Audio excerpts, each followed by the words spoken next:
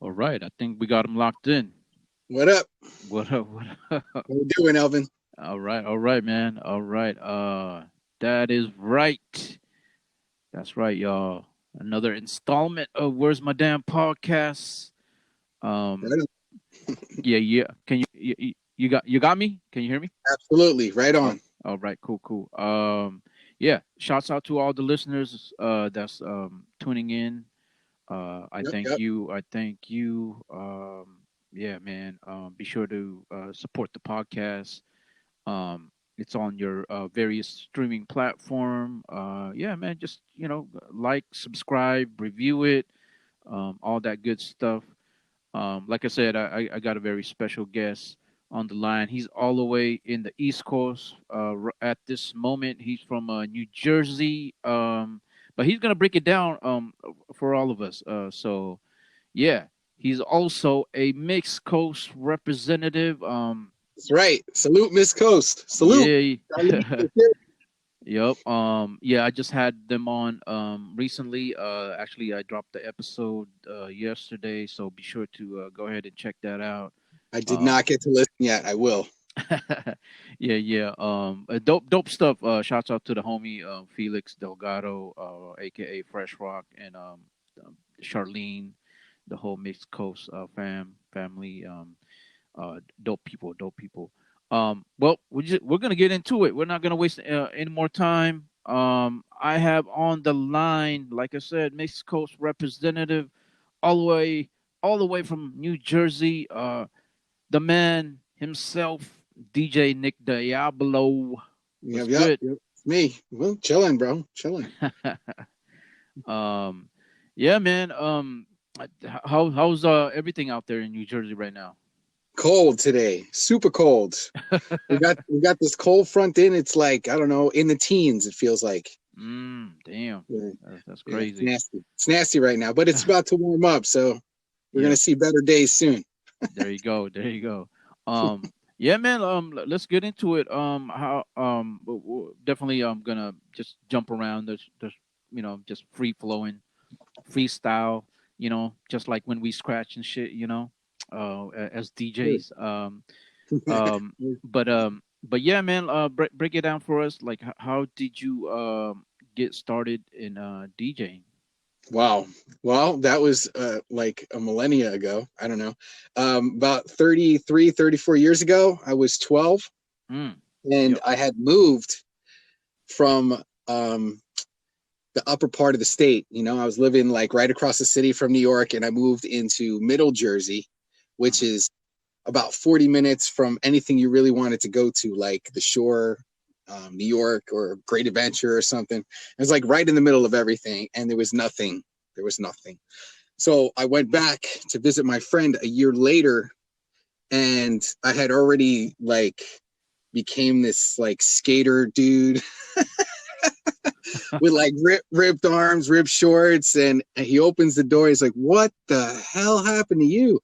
So I'm like, I'm living down in South Jersey. Nobody break dances because I originally grew up break dancing and everything. And Mm. so I just, when in Rome, do what the Romans do. Uh, and so he's like, well, we're going to change that because I'm going to bring you down Boulevard East in Union City. And we're going to go to the record store called Your Beat. I'm like, all right, cool. We get down there, man. It was like instant love. Walking in, I was like, look at all this vinyl. This is wonderful. And DJ behind the booth, he was playing like whatever latest track was on. I was like, man, this is freaking awesome. And I'm looking through all the stuff, and all of a sudden, this guy drops this bits and pieces vinyl. And it was, it's like a mash mix up 15 minutes long on a vinyl. Mm. And I couldn't believe it. I'm like, this is what I want to do. This is definitely what I want to do. Yeah. And that was the start of it. I was around 12. I think I got my first turntable for Christmas, and was able to like listen to records. And then for my birthday the next year, I got my second turntable and mixer. And then I started to actually mix records together. But the one thing that really like was bad about it is that the turntables weren't like Techniques. They were from Radio Shack. Mm. So I Yeah. had the like realistic mixer with the Radio Shack belt driven turntables, and I had to start out on those. And I had to figure out a way to like raise the pitch, and make sure the songs could mix together. And that was really hard to do if you didn't have a pitch fader. Did they So I have looked pitch control on that? No, so I had to look on Ah. the turntable and find out if there was one. So Oh, I okay. happened to look underneath, and there's this like plus and minus in two holes. And if you stuck in an eyeglass screwdriver, you can control the speed of the turntable. I was like, oh, wait a minute. So I decided to take this little circuit board inside the turntable and just screw it into the side of the turntable. And the wire was just long enough for me to do that. Oh, And, okay. and And that thing was underneath. yeah, so it was Wow, that's underneath. weird. That's Yeah, strange. Yeah. that's what I thought. But I found it, and I was like, all right, we're gonna use this. So that's how I started blending vinyl, was using an eyeglass screwdriver on this little thing on the turntable. And that I learned how to mix hard style. Like that's the hardest way you could possibly go to learn how to mix. Right. Hey man, that's good detective work on you on that. I mean, I that's had to make it work. Where there's a will, there's a way. right. So what year is exactly is you're That talking was, about here? well, I'm 46, and that was around I was 13. So what year is it now? 21. So we need what, 12 years below that? So 88. Wow. Yeah, and I'm 44, so you're like 2 years older than me. So yeah, we're right there. I've got quite the collection of vinyl. There's about 72 crates. Whoo. Um, I have everything you could possibly imagine, just about freestyle, hip hop, R&B, reggae, old rock. I have old blues. I have R&B. I have, you name it, techno, trance. I'm actually more of like a house and trance head for the most part, but I Yeah, love yeah. it as Oh well. for oh for sure. Yeah, like no, I love house and trance. At one point in time, we like out here we were kind of like getting into that, spinning that like in the late '90s, early 2000s and stuff. Me and my homies. But but yeah, man, that's dope. Like actually, when you mentioned all the different genres of music, I actually went went digging the other day, and it was somebody had a through a garage sale, and they're just selling their records, and it was just so dope to go digging, like I love digging. yeah, man, so dope. Any city I actually go to, I try to find a place to dig, just to say I did it. Yeah, yeah. So okay, so 12 years old, you end up getting some My first equipment. pair of turntables, yeah, and I didn't Yeah. get my first techniques until I was about 17. Okay. And then Uh, and then it was like 16, 17. I got my first pair, so it took a couple years. My parents didn't want me to just phase through it, and yeah, yeah, for no, sure. I was addicted, bro, immediately. Like the second I walked into that record store. Right, right. Um, So and I never gave it up. Like there's been, life happens, and you got to kind of stop things for a while and kind of set it to the back burner. But I yeah, always have my turntable set up yeah, everywhere, like yeah, regardless. yeah, man. Hell yeah. So when you first started to mix and blend, were you I was using did mostly freestyle music hmm did um, at the what time. yeah, did you have any like inspiration or Oh people yeah, that yeah, yeah. you looked up to back in the day? Absolutely. Here on the East Coast, back in the day, Hot 97 was not hip hop. It was like all dance music. Oh, really? They had Okay. some hip hop on there, but it wasn't like predominantly hip hop. Yeah. It was like it is today. Right. And there was this guy who spun on Friday and Saturday nights, and his name was Glenn Frisha, if you have Oh, ever heard of okay. him. He's actually done a No Reason to Cry remix. Um, that one's one of the best.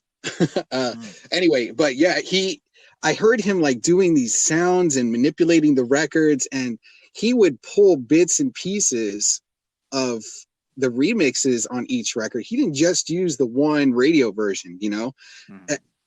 It was like an after hours kind of thing, I guess, you know. It was a like mixed show, and he was doing like these sounds, which was the flare. And it to me back in the day, I didn't know what the hell it was called, you know, because I was so young. I'm like, yeah, that airplane sound, you know, he's making when the two records go simultaneously at the same time. I thought it was amazing.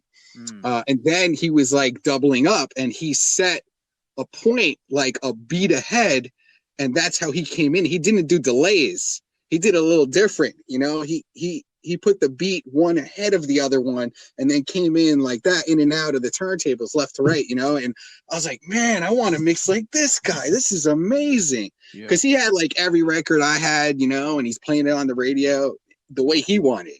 Mm-hmm. I thought that was awesome, and he was like one of my biggest influences when I first started. Yeah.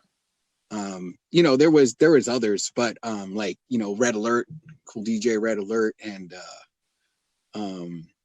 Oh yeah. Funk Master Flex, go Flex. Um, And those are the staple of East Coast DJs out there. right, and Legendary. around that time is when turntablism started like really making shape within the hip hop community, like big time. And, you know, they started having battles and stuff. And I didn't really get to go to them. So I didn't get to know some of those DJs until I was out of high school, like 17, 18. Okay. And that's when I actually started scratching and doing battles. And I never entered a DMC because I never thought I was good enough. You know, my handwork wasn't like that. I wasn't, at the time I was doing mostly like bar mitzvahs and sweet 16s and you know, just to make some money doing it, you know, because there was so much overhead costs with buying vinyl and or cassettes at that time. Yeah. I was mixing cassettes live at sweet 16s. It was amazing. Good times. Yeah. So yeah, no, that's dope. So like in high school, what was So I was like the only DJ around for like okay. 6 towns in Middle Jersey. Okay. So I was like pretty popular, you know. Back then it was like in high school, late high school, it wasn't so much freestyle and house, but it was also hip hop. And hip hop at 92 was amazing, you know. But it was still hard to get people to understand what DJing was. Like there were only a select few of people who understood, you know. Right. And so I started making mixtapes and selling them in school, just so to people understand. Here, like, you know, I made my own mix today. Right. Yada yada. Right. But yeah, what else did you want to ask about? Oh no, I was just saying, like in high school, so you know you were doing your thing, like were you doing gigs a lot, like during that Mostly time? sweet, yeah, a lot of sweet 16s. Like I don't know, I must have done 15 sweet 16s when I was 16. You know? And were you doing it all by yourself, or did you have like all by myself. Oh wow. A couple of my friends would help me like bring the records, because I would never go to a gig with less than 10 records. I mean 10 crates. 10 crates. You know, like I had to have everything. I had to have reggae there in case, the house music, the, you know, whatever I felt was needed, you know. Yeah. You know what? That just reminds me, because when I got started, like I I kind of I guess like we had a crew, like mobile crews were like big out here on the West Coast, and I hooked up with a few cats that I met, and uh a couple of them I ended up grooming and like teaching and stuff, and like I was the guy that always had the records, and I like, it's crazy to think now, because like, yeah, like you just said, sometimes you had to bring like 10, 7, 8, Yeah. 9, 10 crates Yeah. to a gig, you know, like, Yeah. man, To make sure you had everything, because you didn't know. You never right, knew what the party was going to be like. yeah, no, that's a good point. Yeah, it's Not like today, you just bring your laptop, you know, and you have all the songs on the laptop. I mean, yeah, It's fantastic nowadays. It's such a back saver. Yeah, literally back. Oh man. So okay. So you did the whole party thing in high school. And then you mentioned you finally ended up getting your techniques. Right. What was that like? Your first My techniques. God, man. Like that was like the unlocking of so Pandora's much box. extra, so much extra. So it was such smoother mixed tapes, and believe it or not, like once I got those turntables, I was so excited that my mixes sounded so much nicer. Yeah. I started making mixed tapes for the Route 18 and the Route 1 flea market, and I had them on consignment, and they would sell them, and they'd always call back and say, "Hey, we need more." You Nice. know, yeah, it was great. So I that was another avenue for me to make some money, and I mean, I was up there with like, DJ Ron G, you know, Hmm. the mixtape king or whatever he is. I was up there like right with him, and I couldn't believe it. Like my mixtape was in the store, so people could listen to it, and I was really excited about that. And I kept that going for probably about 8 years. Hmm. That's Um, that's what's up. yeah, Yeah. I still got them here. I still got those tapes. There you go, man. So you end up getting your techniques. Were they the MK2s? What versions did Oh you? yeah, they were the MK2s. Yeah, yeah, Yeah. yeah. Oh, And I I got still this new have mine. mixer Yeah. too. I got it was called the Linear Tech. I don't know if you ever heard of that one, but it was kind of like a little better than Radio Shack, but not really. But it had like little effects on it, like dropping bombs and stupid shit like that, and which Ah, which was yeah, which was funny. yeah, yeah. But I got to, I could mix up to like four things. It was like my first 4 channel mixer. Okay. Very exciting. um, yeah, man. So like as far as you touch on some of the genres of music. Like what were some of your favorite that you like to mix? Uh, well, hip hop, reggae, freestyle, and house music are my top favorites. Mm, okay. Um, Later in the years, when I started going clubbing, when I was a late bloomer, man, for everything pretty much, because I was Mhm. very baby faced, and so I could never get into clubs when I was young. Um, and so eventually, I wound up going clubbing. I was like 25 or 28 or whatever, and oh man, I'm forgetting where I'm going with this. uh, then I used to sell CDs. At that time, I was actually selling CDs. What were we talking about earlier? Because I'm trying um to like link it all up. well, um like further down the line, like no, I'm Sorry, actually bro. losing Sorry, my man. Like I had a track. brain fart. I think you and I Total had the brain same fart. thing. um but yeah, yeah, no, you mentioned CDs. That was kind of the transition at times, like growing up, like because yeah, we used to do mixtapes, record mixes on cassettes, and then like once you were able to do put it on CD, that was actually pretty cool. It's like no, I mean mixtapes were cool, but when you had it on CD, that was like, oh shit, damn, homeboy had mixes on CDs, because that shit was pretty popular out here. Oh man, I actually was able to sell those on consignment in stores as well. We had this place called Beat Boutique, Cafe Hmm. Sounds. I forget where else. Yeah, Um,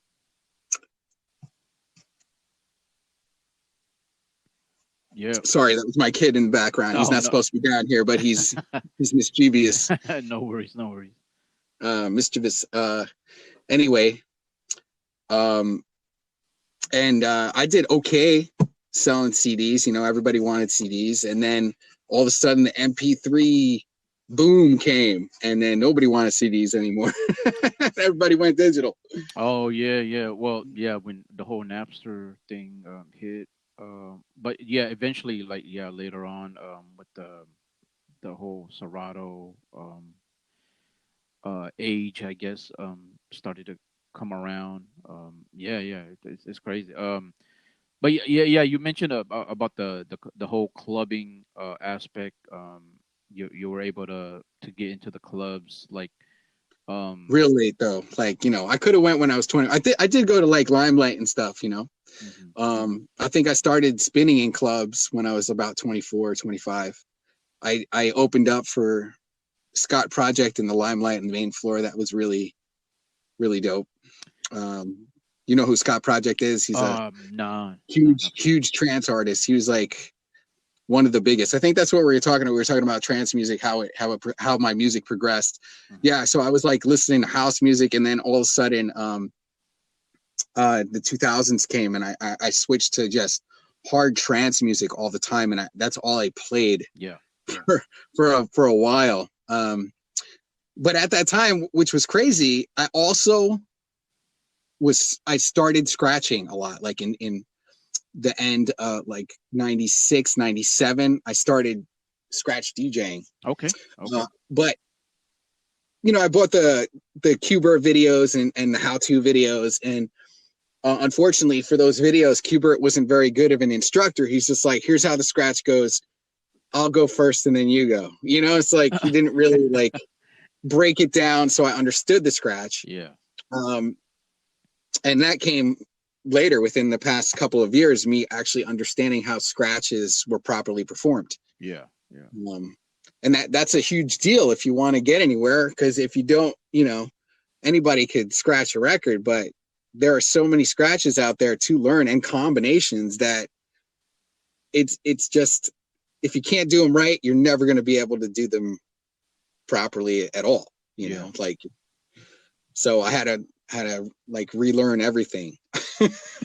Yeah, no, it totally makes sense because yeah, I mean, I bought a lot of those videos as well, and like you said, yeah, it wasn't like a tutorial. A lot of it, especially that turntable TV stuff, it was just kind of just the day in the life of Cuber and just him, messing around and having fun, which it was entertaining as well, which I love. Absolutely. Um, Absolutely. but um, but yeah, a lot of the other stuff, even the DIY ones, is kind of like Q&A. Like, okay, they have some like how he set it up where you can cut right after him, and then you guys do Q&A Yeah. style. But yeah, I mean, if you wanted to really break it down, you kind of had to know someone like, oh, okay, that's how you do it, or that was really like a nerd, scratch nerd, to break it down. But Yeah.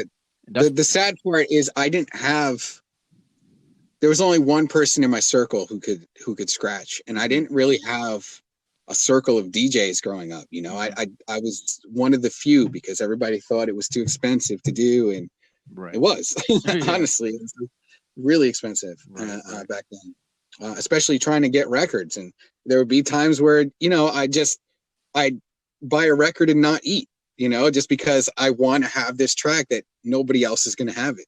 Oh yeah, hell yeah.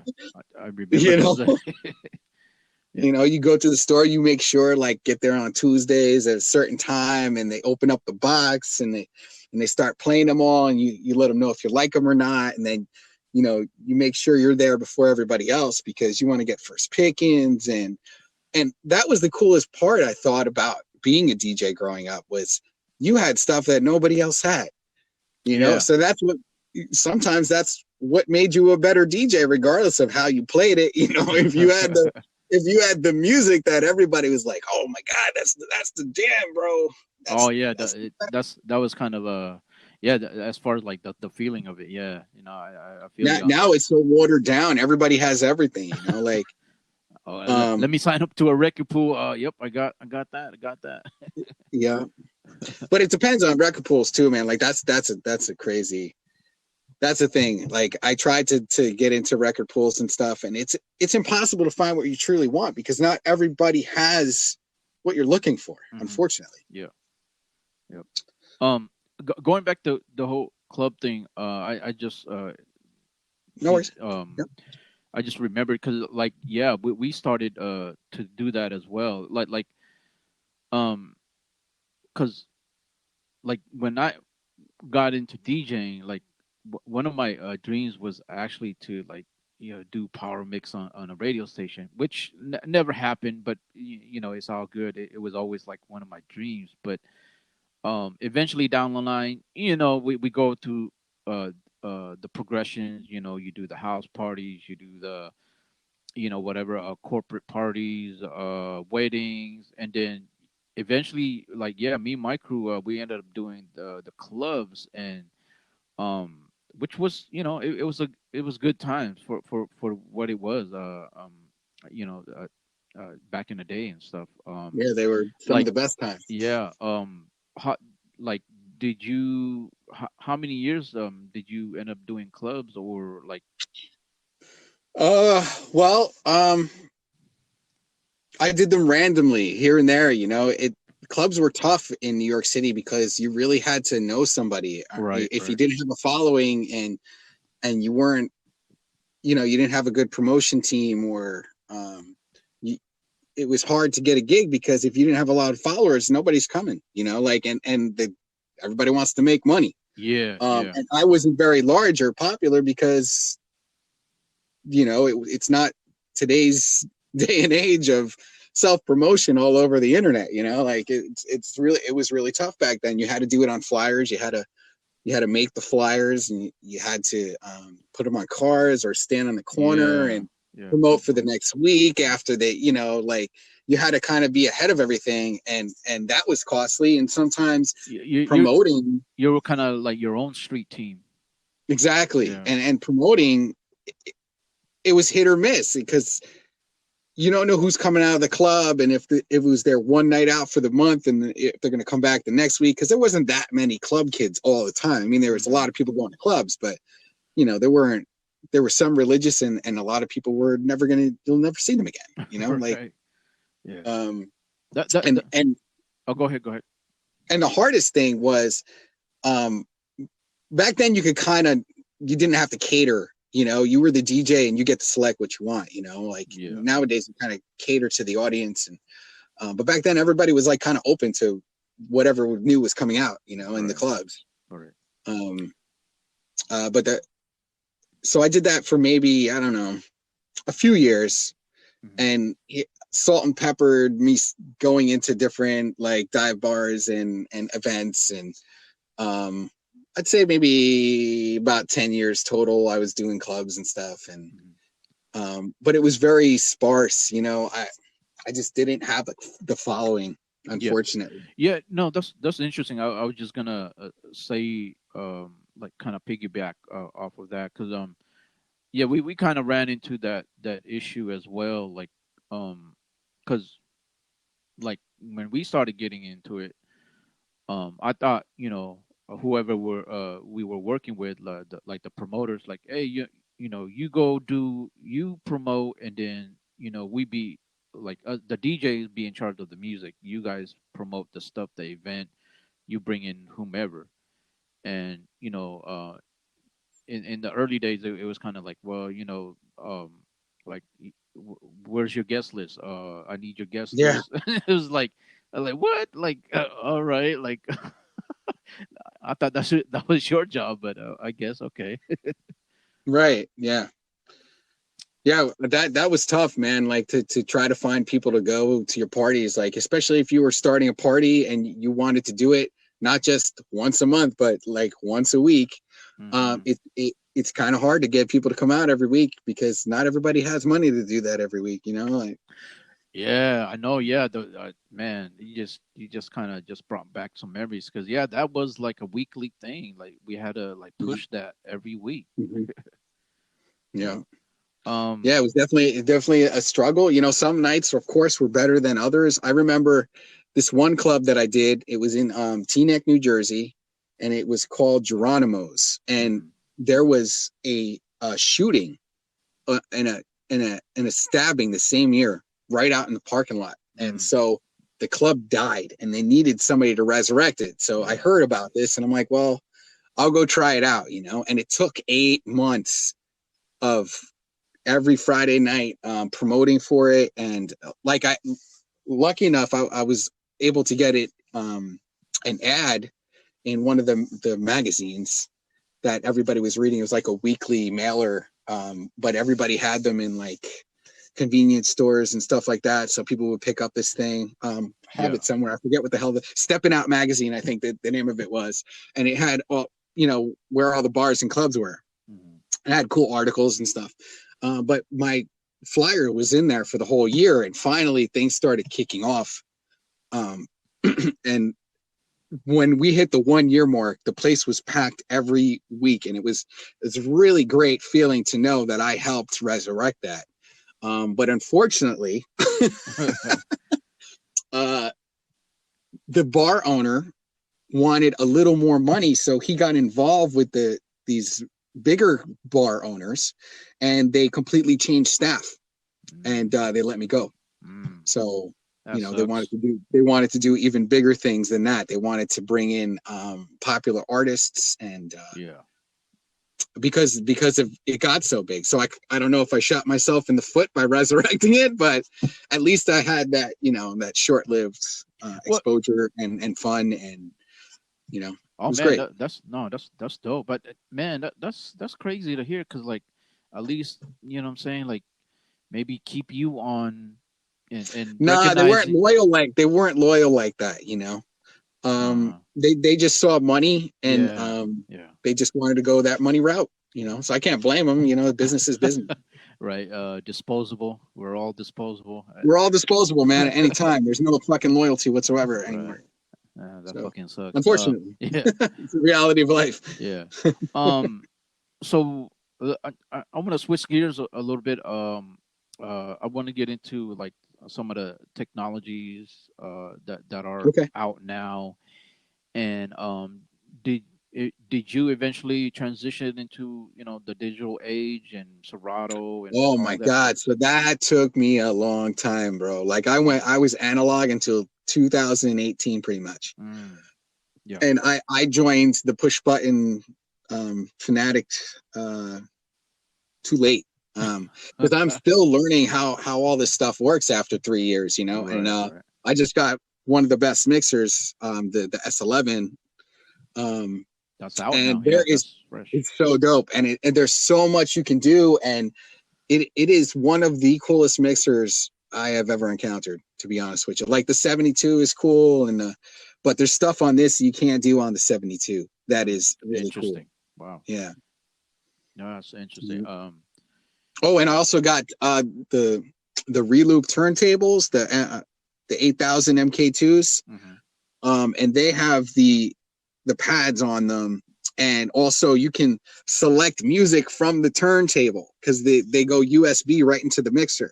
So, and the Wow. mixer has a screen, and you can select music on the screen, so you don't even need to touch your laptop. Like, you Yeah. seriously don't. Unfortunately, because of force of habit, I'm still on my laptop, and I'm trying to train myself to stop that. It's such a pain in the ass. Yeah, But yeah, yeah, I joined the digital age super late, yeah. super late.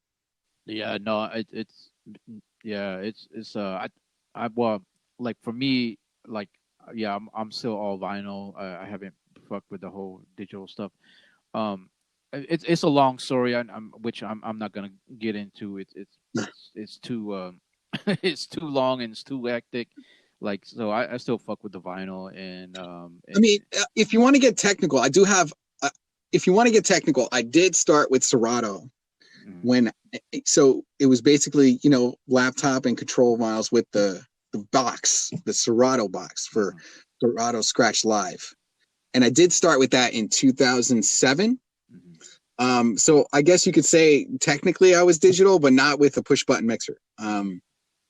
Uh, so that, I guess, makes more sense to say, because I totally forgot about that age because Yeah, it's all yeah, gone. yeah, yeah, yeah. No, I know, right? It started out as a box, and then Yeah.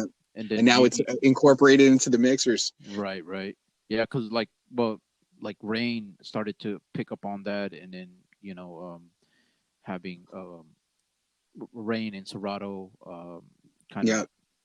connected together, so to speak. Yeah, yeah. But yeah, it's man, technology is just like crazy out. I mean, crazy right now because as far as the controllers right now, something Brain One just came out. So Yeah, you that is a mentioned great controller, by the way. and I don't know too much about it, but like you mentioned, the S11. So, whew, man, it's just they're just pushing the envelope as time They goes really on. are. The Rain One is really cool. I love the fact that the platters actually turn like independently, and it's definitely the feel of a 1200. Yeah. Really? Even though they're only 7.2 inches, you know, Oh, okay. I it's a was lot just gonna say, nicer. okay, all right. Yeah, it's a lot nicer feeling than you feel on, you know, a regular controller like I have a DJS 1000 SRT, Mm-hmm. and you know, it feels a lot like a CDJ. Okay, interesting. So, You know, what as far as the new technology, like what do you have now specifically that you want to Serato. recommend? I use Serato. Yeah, Okay. it's definitely my favorite. But I have a load of equipment in here. I Yeah. mean, honestly, I have 3 sets of decks, Mm-hmm. and 4 mixers. Mm-hmm. So I have a Pioneer 707, which is a 2 channel scratch mixer. Always wanted Uh, those. That's dope. That's oh, dope. it's a badass mixer, and you can adjust the tension on it and everything. Right. And it's still to this day. I think I got it in 2009, Mm-hmm. and it still works great. I got Right. it the same year as I got my DJM 700. Mm-hmm. And then I also got the Denon VL12s, the turntables with the light up platters, and that's really cool. You can like change all the colors on it, um, so it looks really fresh. They're absolutely beautiful turntables. Yeah.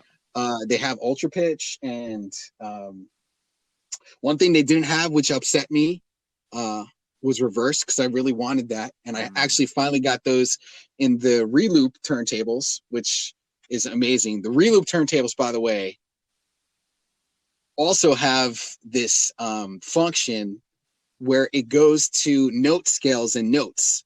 And so you don't even need Serato for that. It's actually in the turntable itself, Yeah.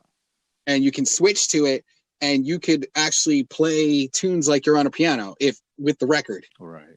Nice. So if you have like a tone Yeah. and you want to change up the tone to sound Right. like something else, Yeah. you can incorporate that too, which is Nice. really amazing to me. Yeah, you can do some like turntablism type stuff. That's dope. Exactly. Yeah. Yeah.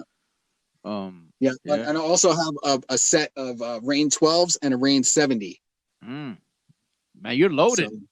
I'm loaded here. Well, You're ready to the go. whole this is my place is called the Cut Cave. It's something that I really wanted to do because 4 years ago, Rolly Roll started table turns again, Hmm.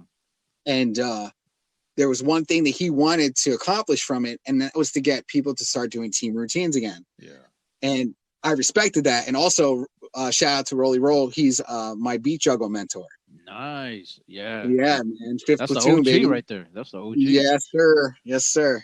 I hope he's doing well. We haven't heard much from him lately. He's been having some medical issues, but Oh yeah, I know, right? Hopefully he's doing well. Yeah. Right on. yeah, nothing but love to Rolly. And shout out for him and Al and Marvel for starting table turns and giving us that platform in order to create and build from one another. That's like the important part of it. So I decided to make sure that I have a bunch of decks in here for when people come over and sesh, so nobody has to drive their stuff over here all the time. And Right. I flipped a lot of this stuff. Like all this stuff was old. I sold last year alone. I sold 2 sets of techniques and a couple of mixers in order to get all the stuff I have now. Right. So Right. I flipped everything and really didn't pay too much to get all this stuff, you know, which is it's fantastic. And shout out to Mom Dukes. She believes in me so much. She actually bought me the S11. There you go. Couldn't believe it. Couldn't believe it. I just mentioned something and all of a sudden it was at my doorstep. So Wow. Nice. yeah, really dope, man. Got it for Christmas. Right. Right. Super dope, man. Um. And Oh, go ahead. Go ahead. no, I just a mother's love. You know, you can't You gotta respect it. It's amazing. Yes, yeah, that's what's up, man. Um, so I want to go into the whole mixed coast thing a little bit before we wrap up. How did you hook up with mixed coast? So that lucky for me, I am I don't know, social media. I don't know. I'm just like always on it. I'm like, I guess you could say an influencer, like in ways. And I'm always commenting, and I love the culture, and I love everybody in it, and there's so many amazing and talented people that I'm always watching videos and watching everybody's leveling up. Like just I love watching their progress, and so I guess like I commented enough and posted enough videos. What I did last year was I joined School Scratch in order to understand how to perform scratches better. And I went and did their 100 days of scratching and completed that. So shout out to Emma Shorty for her school. That was really helpful. Oh yeah. And Mixed Coast noticed. So they're like, well, hell, you're always posting. Would you be okay with us sending you t-shirts, and then as you're doing your posts, you just wear it and, as promotion. Yeah. And I'm like, that'd be great. They're like, we'll just give them to you, for free, and we'll sponsor you, and you just, market the product. I'm like, sounds like a fair deal. I love t-shirts. So shout out to Charlene and Felix again. Thank you for the opportunity. I appreciate it. And, they've been nothing but supportive. That's man. That's what's up, man. Yeah, man. Mixed coast. Cause the homie Felix, like I've been knowing him for a while, and when he broke down the whole story as far as like how mixed coast began, like, cause he was doing like other stuff, and we would see each other from time to time. We would session and I all love that his stuff. designs, by the way. He's great. It's so simple yet so powerful. Like his advertising, his scratching shirts, and been cutting, and like Yeah, yeah, just the simple mixed coat shirt. It just looks nice. It's very looks great. yeah. And well, that's a credit to him as far as his graffiti work and Yeah, yeah. putting in FR work Designs. uh for a long time, um and I was so happy to see that evolve and take off, because once I started seeing the momentum, and people just it was flying off the shelves. I was like, oh damn, like it's really taken off, and it was good to see his success, and future success. They really and Charlene, I think it was a big part of that to kind of push him, because he's Felix. If you know Felix, he's kind of reserved, and he's really humble, and I think it just took someone to kind of really bring that out of him and say, hey, this could be something. Let's put this out there, and we'll see what Yeah, happens. she's done a great job supporting him. Yeah. Absolutely, absolutely. Hell yeah. And before we wrap it up in a couple of minutes here, anything in the works with them, or with you, like as far as Yeah, there's some projects? stuff going on I can't talk about yet. Okay. Unfortunately, yeah. There's a few things which it's very exciting, because after doing 100 days of scratching, it's really opened up doors for people to come to me and want to work on projects together. There you go. Um, well, one thing I can tell you right now is I got a big project coming up, and I'm going to go back on antifmradio.com and start a show, as well as my own Twitch live. So you'll see me on Twitch soon a lot. DJ Nick Diablo. You can find me on Twitch and add me. But I don't know completely the genres. I think it's going to be a mixed bag, because when I did anti-FM radio, shout out to the owner operator Eric Robinson. I did that for 8 years between 2008 and 2016, and it was the whole reason for my what do you want to call it? What's it called? A hiatus